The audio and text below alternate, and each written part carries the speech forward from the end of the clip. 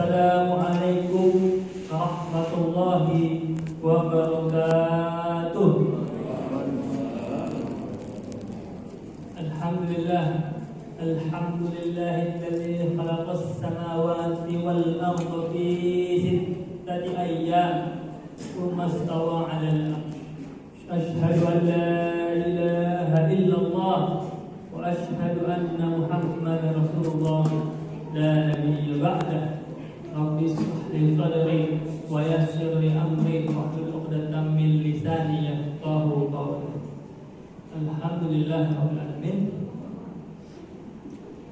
Kita bersyukur kepada Allah, tak ada habis-habisnya dan tak ada bosan-bosannya. Kita bersyukur kepada Allah. Bangun tidur, kita bangun bu, kita membaca apa? Alhamdulillah. Alhamdulillah itu aja. Baca alhamdulillah itu.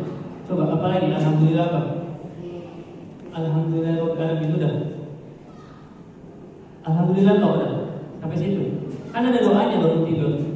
Alhamdulillah, alhamdulillahilladzi ahyana ba'da ma amatana wa ilaihin nusyur. Terima kasih ya Allah, bangun tidur kita ucapkan alhamdulillah. Engkau masih memberikan kami kenikmatan, kesempatan hari ini ya Allah untuk lebih memahami dan memaknai hidup kami ya Allah. Ya kan? Juga agar kami bisa kesempatan ini kami gunakan untuk meningkatkan ketakwaan kami. Innallaha yaqul.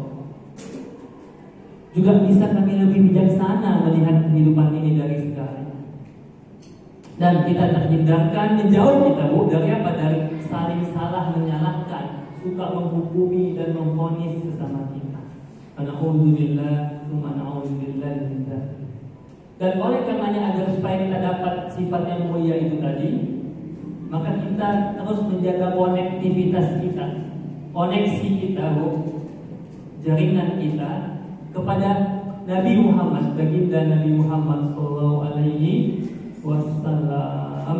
Tentunya koneksi itu dijaga dengan bisolatin wassalamin ala rasulillahi an-nabiyyil ummiyyi wa ala alihi wa ashabihi ajma'in. Allahumma shalli wa sallim wa barik. Alhamdulillah, terima kasih. Mudah-mudahan nanti kita semua pulang dari sini makin terus semangat dan meningkat ketakwaan kita. Karena malam hari ini kita membahasnya tentang jihad. Ya Pak, malam ini kita bahas tentang jihad untuk menyemangati aktivitas kita, kehidupan kita. Jihad. Kita bahas tentang jihad. Tapi kalau yang kemarin di Makassar itu yang sekitar sebulan yang lalu tuh ya, itu Bu, apakah itu bisa disebut jihad atau apa itu? Jihad atau apa namanya Bu? Yang di Makassar kemarin bom itu jihad nggak? Jihad itu jahat Pak. Ya kan? Peristiwa itu jahat sekali. Ya kan? Kenapa? Sebab jangan oknumnya yang membuat seperti itu, melakukan perusakan, penghancuran, Islamnya yang dijelek-jelekkan, Islamnya yang diskreditkan, yang disudutkan. Ya kebetulan aja ya Pak.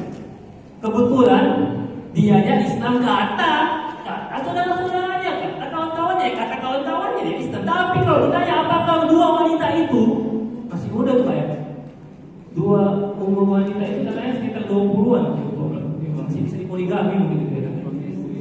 Suami istri ya. Jadi kan itu dua wanita itu apakah dikatakan kita masukkan ke golongan muslimah atau bisa nggak itu? Pengobong-pengobong itu yang membunuh diri itu bisa nggak dikatakan itu muslim atau muslimah? Nggak bisa itu Pak, nggak bisa dikatakan muslim atau muslimah, kaum muslimina atau muslimah. Kenapa nggak bisa? Karena al-muslim itu atau mukmin itu amanah. Asal katanya yang amanah, yang mengamankan dirinya juga sekitarnya, yang menyelamatkan dirinya dan sekitarnya itu dari kejahatan lisannya, dari kejahatan akhlaknya. Itulah makna assalam. Assalam yang kita lakukan atau yang kita ucapkan dari sholat, assalamualaikum ke kanan ke kiri, itu artinya kepada sekitar kita. Assalam itu makna assalam yang kita ucapkan itu bukan hanya bentuk doa saja, tapi bentuk suatu ungkapan jaminan kita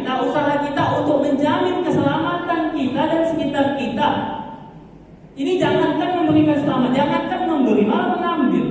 Bagaimana dia mau memberikan keselamatan, malah mengambil nyawa dan merusak sekitar kita. Sedangkan lagi perang aja kita, nggak boleh kita merusak tanaman, tumbuhan atau orang tua, anak-anak. Ini semua dirusaknya, dibunuh. Itu dia Islam. Kemudian kata Allah, selain memberikan keamanan, keselamatan, assalam tadi, dan sifat Allah itu kan assalam. Kita masuk surga itu dengan apa? Kata Allah, bidkhuluha bisalamin amin.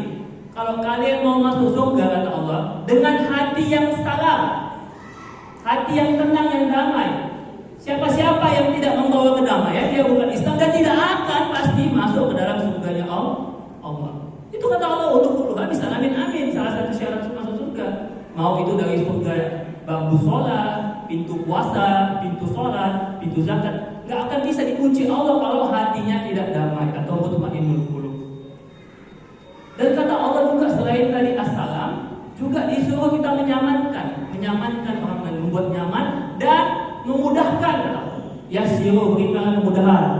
Yassiru wala tu'assiru, basyiru, memberikan kemudahan. Siapa yang memberikan bantuan kepada hamba Allah, hambaku kata Allah, siapa yang membantu kita? Kalau kita udah bantu hamba Allah, yang membantu kita siapa, Pak? Ya pasti yang membantu kita Khaliknya, Allahnya, langsung yang mengurus muhajir itu, Bapak. Semuanya kalau kita memudahkan urusan makhluknya, Allah mudahkan urusan kita. Langsung Allah turun tangan. Kalau kita ikhlas. Akan bukan wani biro gitu. Di garis bawahi Nabi yang saya ungkapkan tadi, Nabi itu garis bawahi itu. Intinya al-muslim itu al-muslimu man saliman muslimu min lisanihi wa yadihi. Pokoknya harus selamat. Kita selamat dari kejahatan lisan kita maupun perilaku kita. Ibu-ibu ini yang saya takutkan tidak selamat di sana. Panjang lagi jalan tol, mungkin lebih panjang lagi. Tapi bukan ibu-ibu sini di sana. Kenapa begitu? Kalau mau gosip sinetron nggak apa, Bu. Oh, si Andini karena cinta, kasihan kali ya, Bu. Suaminya ada marah, cuekin dia. Waduh, udah dia anaknya nggak diaku, anaknya udah hilang, gitu kan. Si Elsa lagi nggak apa-apa lah. Itu nggak apa-apa gosip itu, tapi jangan gosip tetangga di sini. Tetangga itu bahaya ya.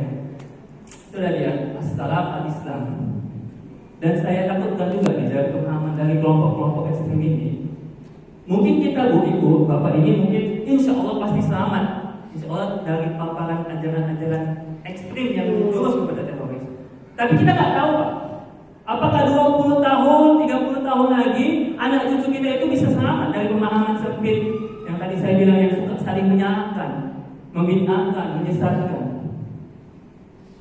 Yang bisa memastikan kita itu Islam hanya Allah. Ya, selama dia syahadat, dia Islam kan. Kita hukum yang kelihatan. Apapun itu, mau syiah apa ya, dia Islam karena dia belum syahadat. Suka aja kok dia munafik, itu urusan dia sama Allah. Gitu kan? Jangan sosok menghakimi sendiri karena kita bukan Tuhan, apalagi Nabi Muhammad juga kan. Itu dia, Bu. Jadi kan, Bu, pastikan jangan sampai kita kena ajaran-ajaran sempit yang saling menyalahkan. Oh, ini sikit-sikit haram, ini bid'ah, itu udah akar muasalnya. Karena kan pemahaman mereka ini, Pak, negara Indonesia ini ada yang pemahamannya yang nggak sampai membahas negara, cuma sampai amalan-amalan kita. Tapi ada yang sampai mengatakan Indonesia ini negara togut. Apa tuh togut? Negara setan, negara kafir. Darul harbi kata mereka, keyakinan mereka, bayangkan. Jadi kalau udah darul harbi, darul kufar itu, ibu sholat, kita zakat, kita puasa, nggak ada gunanya, usah. Karena kata mereka, keyakinan mereka, Nabi Muhammad di Mekah hampir 13 tahun itu, 12 tahun 2 bulan itu menegakkan syariat Islam dulu, tauhid dulu, sholatnya, syariatnya, zakatnya itu di Madinah. Keyakinan mereka seperti itu. Karena kita tidak berhukum dengan hukum Allah, kan Allah menyuruhkan siapa yang tidak menghukum dengan hukum Allah kafir. Nabi Muhammad mendirikan negara Islam. Loh, siapa yang bilang Nabi Muhammad mendirikan negara Islam? Gak ada Nabi memerintahkan mendirikan negara Islam. Gak ada Nabi mengatakan mendirikan Islam, kerajaan Islam, gak ada. Yang Nabi inginkan adalah takhawuf Islamiyah. Tapi saya minta maaf kalau ada bapak-bapak di sini yang meyakini negara Islam harus terbentuk. Ya silakan, tapi jangan di Indonesia ini. Kalau ada yang mau merubah negara Indonesia menjadi negara Islam atau negara komunis, saya berani meninggal mati syahid membela negara. Ya kan? Itulah.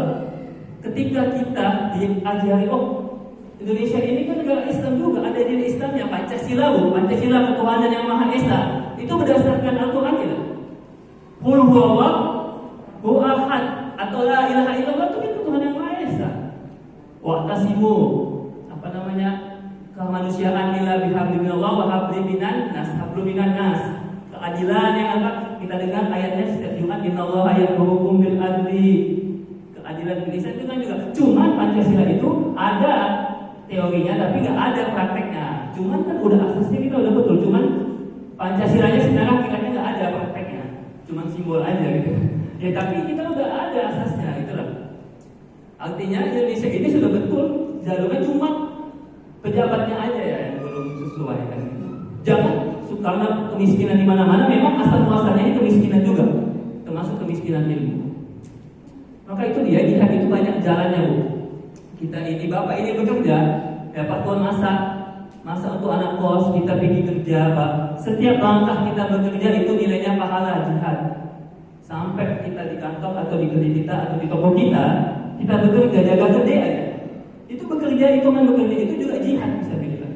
Ada hadisnya nanti. Sampai kita pulang ke rumah itu, sampai langkah kita pulang sampai rumah itu pahalanya tercatat pahala jihad.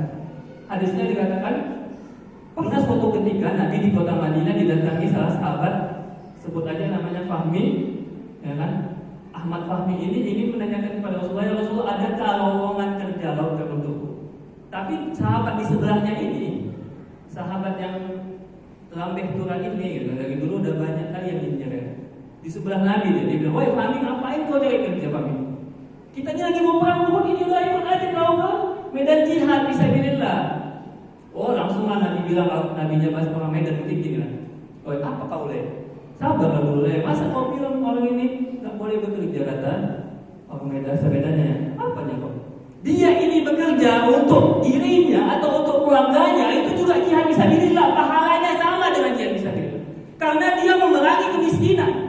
Kemiskinan mendekatkan kepada kekufuran. Jihad itu kan menghancurkan atau melawan kekufuran. Bekerja juga seperti itu, melawan kekufuran secara tidak langsung. Paling tidak dia tidak menjadi pengemis yang minta-minta, kan itu dibenci Nabi. Sedangkan orang yang cacat pun masih bisa sukses bekerja, apalagi yang masih muda-muda gitu kan. Bahkan ceritanya banyak yang tukang minta-minta itu satu bulan bisa sampai 1 juta 2 juta kan. Waliyadzubillahi ta'ala. Itu dia bisa bilang. Ketika ibu masak di rumah, bangun jam 3 pagi, ya, setengah 4 ya. Jam berapa bangun? Setengah 4 apa yang lambat dengan sahur.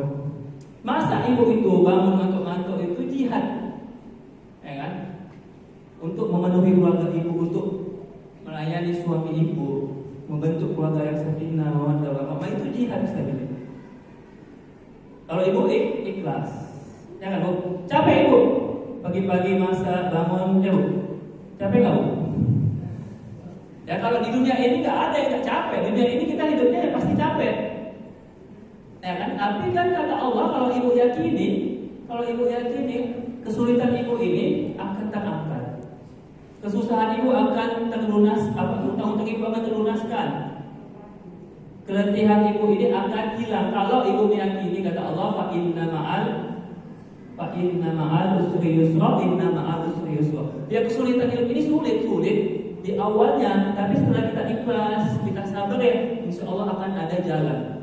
Selama ada kemauan pasti ada jalan.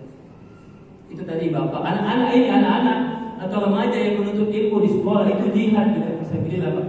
Kenapa jihad fisabilillah? Karena mereka menuntut ilmu, mengangkat dirinya dari kebodohan, kemalasan. Ya ujung-ujungnya kan kalau kita bodoh bisa syirik, bisa kafir.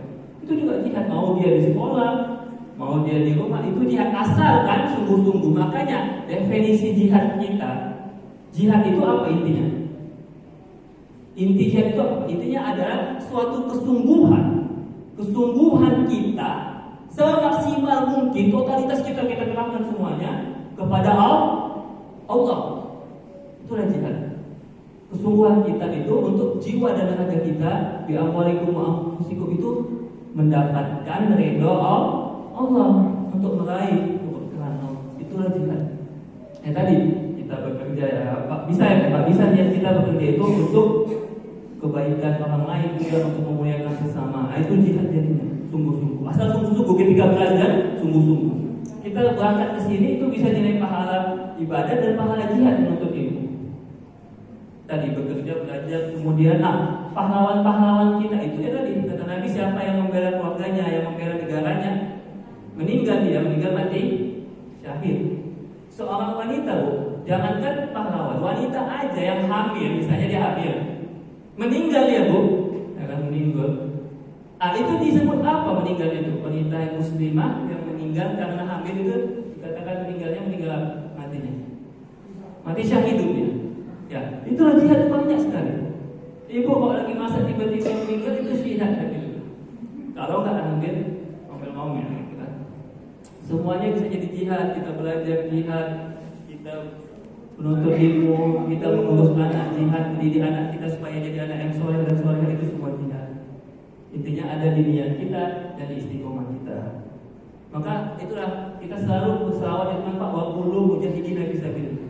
Sampai-sampai sholawat selain kepada Nabi juga orang-orang yang berjihad itu didoakan. Ada Sallallahu waqulu mujahidin billah di ahlil badri ya Allah.